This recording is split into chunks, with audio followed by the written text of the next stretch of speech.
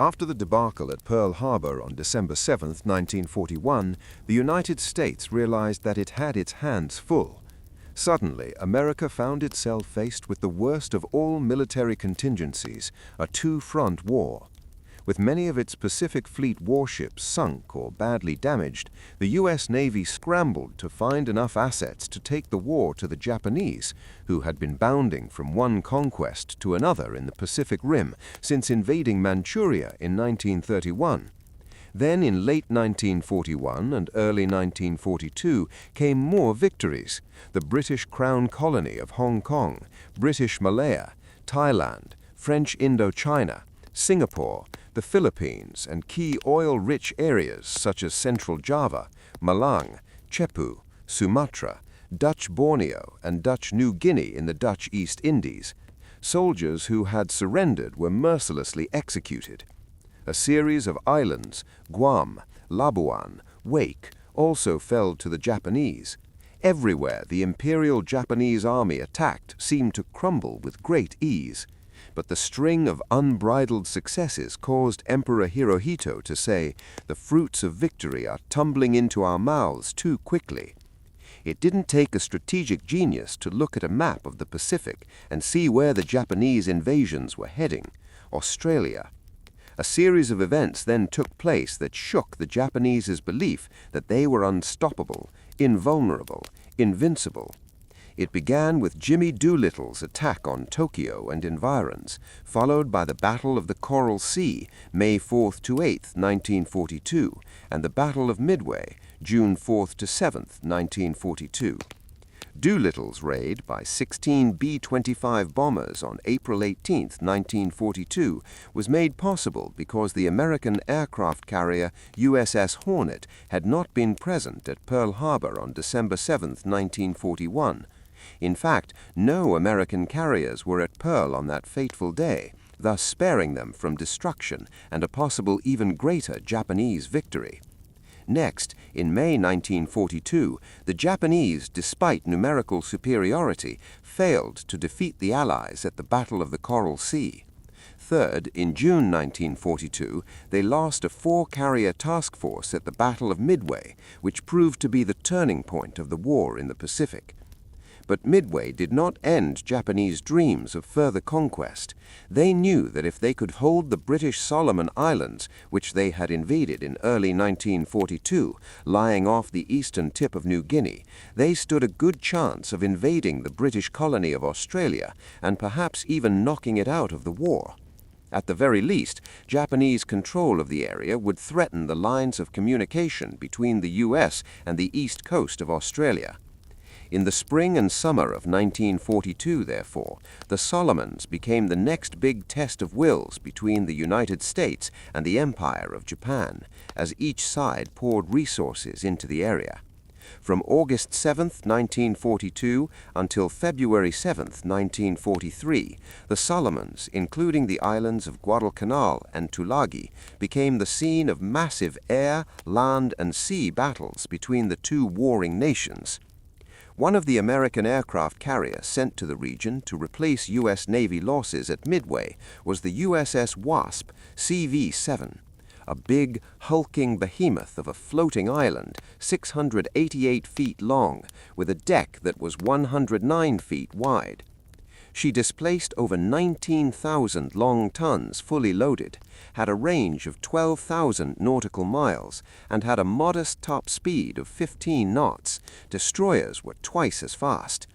Her ship's wartime complement was 2,167 officers, sailors, and Marines. There have been 7 other ships named Wasp, starting with the original, built in 1814. Except for Hornet, CV-8, she is the only ship named for an insect. The 7th Wasp's keel had been laid down on April 1, 1936, at the Four River Shipyard in Quincy, Massachusetts. She was launched on April 4, 1939, and was commissioned a year later, ready to set out on whatever the gods of war had fated for her.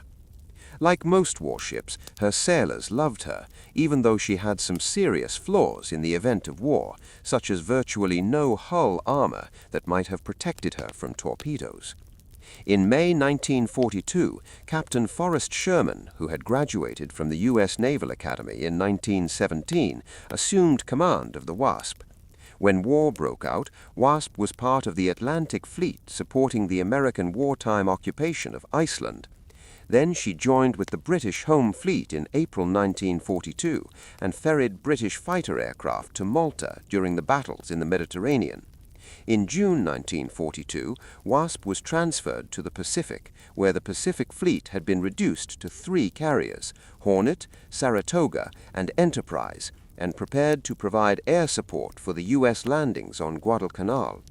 Marine Captain Ron Van Stockham recalled, "When I was detached from Wasp in San Diego on June 25, 1942, Marine Captain John W. Kennedy, Jr. relieved me as commanding officer of the Marine Detachment. In a letter to me dated September 6, 1942, he wrote, 'We are still afloat, and I hope we stay that way.' His hopes were not fulfilled. Just 9 days later, Wasp had disappeared beneath the sea, taking him, along with many of my former shipmates, to Davy Jones' locker. Arriving on station in the South Pacific, Wasp joined with Saratoga and Enterprise, part of the Guadalcanal Invasion Support Force under Vice Admiral Frank Jack Fletcher. D-Day was set for August 1, but the late arrival of some of the Marine transports pushed the date of invasion back to August 7, 1942. When the battle opened, Wasp and the other carriers launched their Wildcats and Dauntlesses against Japanese targets on Tulagi, Gavutu, Tanambogo, and other islands, while 10,000 Marines came ashore. Japanese aircraft that tried to intervene in the invasion were shot out of the sky.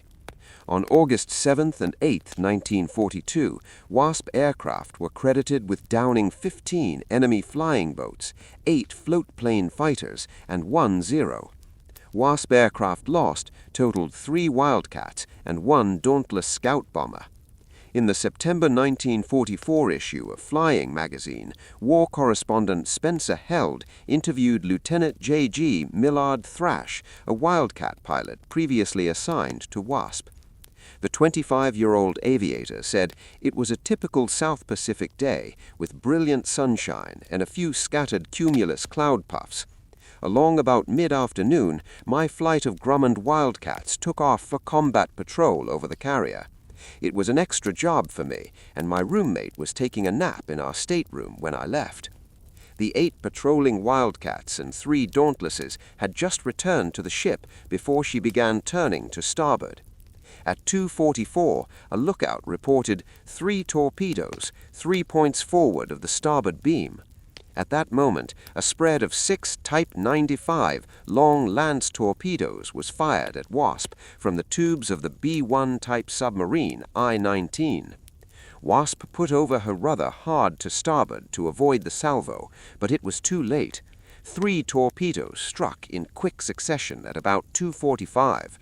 One actually broached, left the water, and struck the ship slightly above the waterline. All hit in the vicinity of the ship's gasoline tanks and magazines. Held wrote, "Circling above the Wasp at 3,000 feet, Millard Thrash looked down on the flat top just in time to see 2 enormous white spouts of water leap into the air high above the superstructure, followed by belches of red and black flames and smoke blossoming up from amidships. Torpedoes, Thrash told himself, swallowing hard. One torpedo, I learned later, hit near my stateroom, killing my roommate and about 20 others in the vicinity. I circled down with the other planes in the hope of getting a crack at the Japs. I came down as low as 100 feet, peering vainly into the sea for just one glimpse of a sinister shadow that spelled submarine." 2 of the spread of torpedoes passed ahead of Wasp and were observed passing astern of the cruiser Helena before the destroyer Lansdowne was hit by one while maneuvering to avoid the other. Structural damage from this torpedo hit would eventually lead to O'Brien's sinking a month later. The 6th torpedo passed either astern or under Wasp, narrowly missed the destroyer Lansdowne in Wasp's screen at about 2:48 p.m. and struck North Carolina at 2:52. Captain Sherman slowed Wasp to 10 knots, ordering the rudder put to port to try to get the wind on the starboard bow. Then, in an attempt to keep the fire forward, he went astern with right rudder until the wind was on the starboard quarter. At that point, flames made the central station unusable and communication circuits went dead. Held, Lieutenant Thrash had some measure of relief when he saw the carrier make a hard left turn, and it looked like the fires were subsiding and that the worst was over. But then another huge blast billowed up from the ship's starboard side. I figured it was another torpedo hit, but learned later that it probably was one of our own bombs, set off by blazing aviation gasoline, ignited by the tin fish. Thrash was correct. A serious gasoline fire had broken out in the forward portion of the hangar. Within 24 minutes of the initial attack, there were 3 additional major gasoline vapor explosions. Aviator Mike Kernodle was at his battle station in Airplot, where he directed the ship's air operations. He heard a warning, followed immediately by a series of explosions. In his report, he wrote, "Fixtures and equipment were torn loose and heaped on the deck. All instruments to lighting were blasted out of commission, and all personnel thrown about, but no serious injuries to personnel resulted." After checking the ready rooms to see if all aviation personnel had moved out onto the flight deck or had gone aft, he saw a damage control party trying to douse the fires, but having no foam or water. Having expended all the CO2, they ran over to the port walkway just forward of number 2 elevator and were leading out another hose when a terrific explosion occurred, apparently almost exactly underneath the midship elevator. All steel plating, expansion joint covers, barrier stanchions, and plating about number 2 elevator was blown high into the air, possibly 150 feet.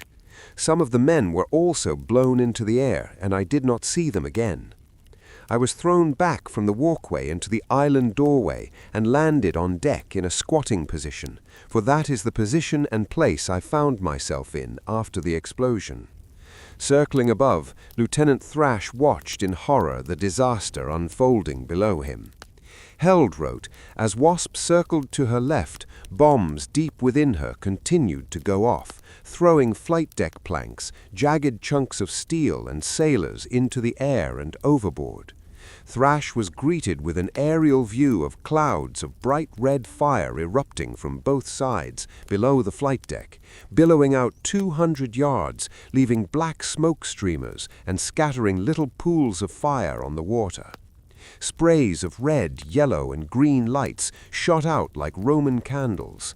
Held also noted, according to his shipmates, Ensign John J. Mitchell established a new world's record for an involuntary high jump by getting himself blown 30 feet high and 60 feet away. He had been standing at a gun station about 25 to 35 feet below and 60 feet from the bridge when he spotted a white wake heading for the Wasp. A tremendous explosion, sounding to Mitchell like a railroad train going up a flight of stairs, catapulted him into the air. He landed hard on his back on a platform around the bridge and broke his leg. The rest of his gun crew had been killed. I guess God had his hand on my shoulder at that time. I started for the pearly gates, but he stopped me in mid-air, he said days later from a hospital bed. His boss, Lieutenant Courtney Shands, commander of Wasp's air group, came to Mitchell's aid and strapped the unconscious officer to a stretcher. Then Shands raced down below the flight deck to the carrier's smoke-filled hangar, frantically digging out a life raft from one of the Wildcats. Aeroplanes and ammunition were exploding. Shands and another officer, Lieutenant Robert Sly, placed Mitchell into the raft and carefully lowered it into the sea, where it promptly capsized. The sea was full of sharks which were attracted by the bloody gruel of bodies, and everybody in it was under great temptation to make tracks away from there. But Sly struggled with the raft until he righted it, pausing every now and then to thrash at the sharks with his feet. Held, while this action was taking place, the rest of the escorting ships were not sitting idly by. Cruisers and destroyers were lobbing out depth charges in a furious attempt to cripple whatever enemy subs had dared to inflict the damage on Wasp. Thrash recalled, "When a pattern of charges exploded beneath the water, the surface quivered violently, and a few seconds later, several geysers rose high in the air. I saw another warship take a hit from a Jap torpedo. She shuddered, but changed neither course nor speed. Another ship survived the effects of a torpedo hit without the loss of a single man and steamed cockily away for repairs so she could fight another day."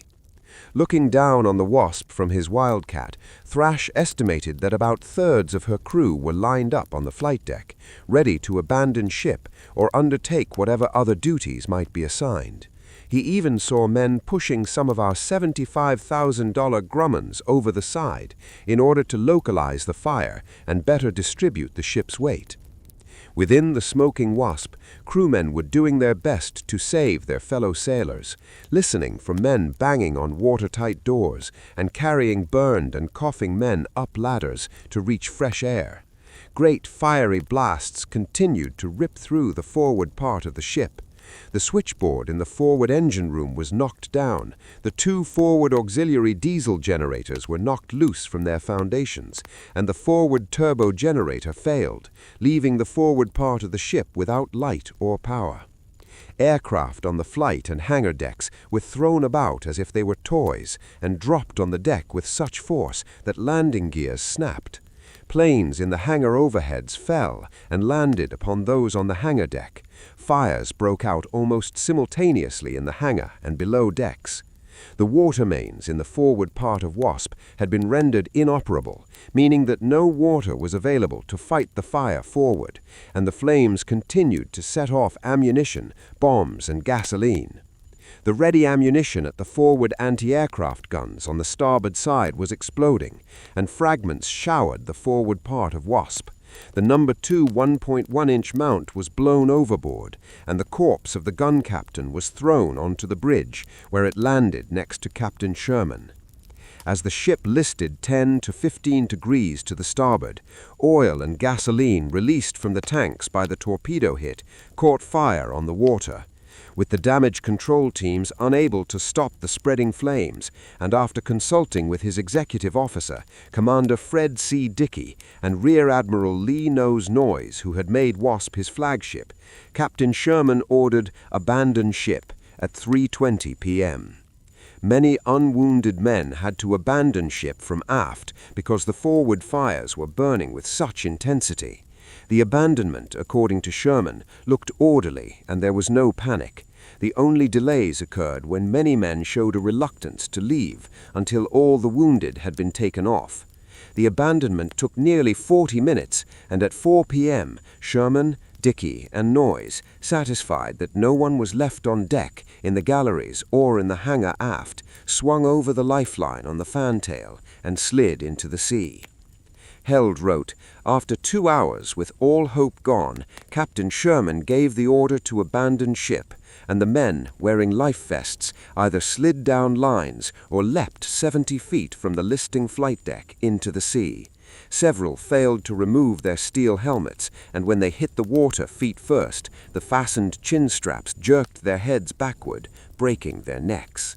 Soon there were hundreds of faces dotting the ocean's surface.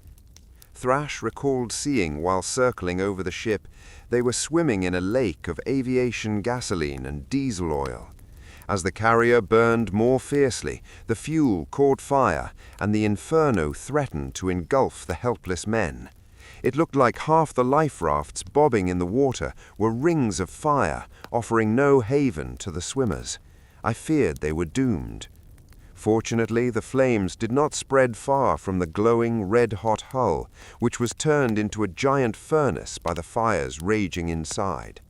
Held wrote, "Lieutenant Courtney Shands, commander of Wasp's air group, was floating in the water in his Mae West life preserver and holding on to an injured man when he saw Lieutenant Ray Tubkin helping a wounded sailor down one of the lines and into the ocean. While towing a wounded man toward one of the life rafts, Shands was amazed that Conklin towed his casualty past him on the double. The reason for Conklin's Olympic speed? A shark was following him. The beasts had already devoured at least one man and were hunting for more. For more than 2 hours, Wasp, dead in the water, continued to burn, while smaller ships moved in close to rescue the survivors. Shands recalled learning later that one badly burned officer had swum to the closest destroyer, but died as soon as he was pulled aboard. With his carrier listing heavily to port and covered by a shroud of thick black smoke, Thrash and the other aviators aloft searched for another ship on which to land. They managed to find Hornet and landed safely. "My last view of the flat top was blurred with tears," Thrash admitted. "She had been my home for 8 months, and I was strongly attached to her. Scores of the boys aboard were my pals." Despite the ever-present danger of submarines, the cruisers Helena and Salt Lake City and the destroyers Lansdowne, Laffey, Fahrenholt, Lardner, and Duncan patrolled through the flaming waters around Wasp and picked up 1,946 survivors. As night began to fall, the fires worked their way aft, consuming the flight deck and bridge. 4 more violent explosions boomed. Of her ship's company, a marine detachment and an embarked air group, 25 officers and 150 men were killed or missing, and 366 were wounded. In addition, 28-year-old Jack Singer, an International News Service war correspondent, also died in the disaster. A Liberty ship was later named in his honor. When he learned of Singer's death, Secretary of the Navy Frank Knox paid tribute to the gallantry and perseverance of the American war correspondent. "I think we all feel a great sense of pride at the long chance men are taking to get the news," Knox stated. "It is very admirable and creditable to the profession." All but one of Wasp's 26 airborne aircraft were able to land safely on the carrier Hornet nearby before Wasp sank, but 45 aircraft went down with the ship. Captain Sherman wrote, "By about 15:15, that is 3:15 p.m., the fire had spread through the forward half of the ship and was burning fiercely. It had become necessary to evacuate the interior of the island. Numerous casualties were being inflicted by exploding ammunition and by the fire. The reports received from below and the results witnessed on deck showed that efforts to combat the fire were futile due to lack of water. Efforts to couple hoses together and get water from aft had not been effective because lack of water pressure. The main engines had been able to meet the initial demands made upon them, and the stern was still tenable, except for the hazards from flying fragments. The fire was completely out of control and was working steadily aft. After receiving reports from both the air officer, Colonel, and the air group commander, who had just returned from the hangar deck, and after consultation with the executive officer, I reluctantly decided that the ship could not be saved, and that men must be gotten off promptly if unnecessarily heavy loss of life were not to be incurred. After consulting with the task force commander, Noyes, and with his approval, about 15:20, that is 3:20 p.m., I issued orders to abandon ship. At the fantail, a small group of about 7 or 8 officers and men gathered around Captain Sherman. Chaplain Williams recalled, "We reported to the captain that the wounded were evacuated and the men over the side." Sherman calmly replied, "Thank you. Well, gentlemen, it is time to leave." Sherman's own after-action report says, "All injured men were gotten onto rafts or rubber boats. All the occupants of the sick bay were cared for, and all were rescued. Rafts and float nets were used as far as possible, but the fire in the ship and on the water forward required most men to leave from aft with life preservers or with mattresses or other substitutes. About 1600, I lowered myself into the water. At this time, the list to starboard was increasing steadily. While swimming away from the ship, I observed the fire working aft in the hangar and on deck, the list increasing, and continued explosions. Wasp was still burning fiercely and dead in the water. She could not be left in that state, so the decision was made to scuttle her. Lansdowne was selected to administer the coup de grace and fired 5 torpedoes into the dying ship's gutted hull. The first 2 torpedoes were fired perfectly, but did not explode, leaving Lansdowne with only 3 more. The magnetic influence detonators on these were disabled, and the depth set to 10 feet. These next 3 tin fish exploded, but Wasp remained defiantly afloat. By now the orange flames had engulfed the stern, and the carrier floated in a burning pool of gasoline and oil. She sank by the bow at 9 p.m. In Pulitzer Prize-winning war correspondent Ira Wolfert's words, the Wasp died a lingering death, burning for hours with vast blazing spewings that looked like the mouth of war itself opened wide. In the end, United States destroyers reluctantly had to give the coup de grace with torpedoes. In the wake of Wasp's loss, Captain Sherman praised the commanding officers of the 5 destroyers that rescued his men. Their task, Sherman wrote, required the nicest judgment in seamanship and required that their ships be stopped for considerable periods, while many seriously wounded casualties were laboriously taken aboard. The limited facilities of the Duncan and Lansdowne, in particular, were stretched almost to the breaking point in an attempt to support life in the gravely wounded and to make all others as comfortable as possible during the passage. The loss of Wasp left Hornet the only U.S. carrier in the Pacific. Hornet herself was sunk during the Battle of Santa Cruz on October 26, 1942. Fortunately, American shipyards working around the clock were already churning out more carriers that would take the place of those that had gone to the ocean's floor in a blaze of glory. In 1949, Admiral Forrest P. Sherman became Chief of Naval Operations, at that time the youngest man to serve as head of the Navy. Nearly 2 years later, on a military and diplomatic trip to Europe, he died in Naples, Italy, of a heart attack at age 54. For 77 years, the burned and blasted hulk of the Wasp lay undisturbed in her watery grave, 350 miles southeast of Guadalcanal. Then, in the early morning hours of January 14, 2019, researchers laid their eyes on her. According to the New York Times, aboard a 250-foot-long research vessel called the Petrel, originally built for servicing oil fields, a group of explorers, historians, divers, and submersible pilots have been combing the South Pacific for the graves of American warships like the Wasp since 2017. Funded by Paul Allen, a co-founder of Microsoft who died in October 2018 and who wanted to find these ships as a way to honor his father's military service in World War II. The ship's state-of-the-art technology allows for faster and more efficient searches than were possible even a decade ago. The Navy has no intention to touch the wreck at all. Its interest is in studying the Wasp and other wrecks the Petrel has found, in part to assess the damage the ship suffered and to see what lessons can be applied to how the service builds ships in the future. The Wasp is sitting upright on the bottom of the Pacific in pretty deep mud, says Sam Cox, a retired admiral who heads the Navy's historical department. The mud actually comes up to about where the waterline was, so you can't see where the actual torpedoes hit. Allen's crew also found the Hornet while on the same trip, resting on the bottom about 400 miles northeast of Guadalcanal, and the USS Indianapolis in August 2017.